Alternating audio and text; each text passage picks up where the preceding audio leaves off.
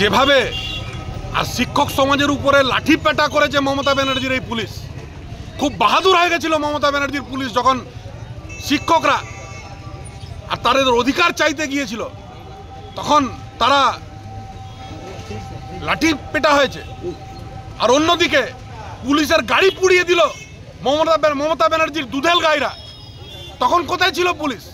তখন হাত বাঁধা, তখন ক্ষমতা নেই। কারণটা কি? যতক্ষণ পর্যন্ত এর শেষ আমরা দেখব না, পশ্চিমবঙ্গকে ধ্বংস হতে দিচ্ছি না, হতে দেব না।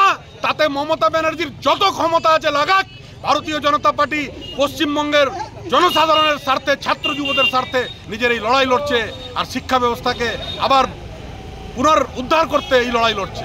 তাই আজকে আমরা আর এই রাজ্য সরকারের যে এসএসসি, তাদের একেবারে চিতায় দাহ করলাম তাদেরকে, আর একদম সমূলে তাদেরকে নাশ করব। ঢাকি সহ বিসর্জন হবে এদের। আমার নাম রমন শর্মা, সহসভাপতি, ভারতীয় জনতা পার্টি, বর্ধমান জেলা।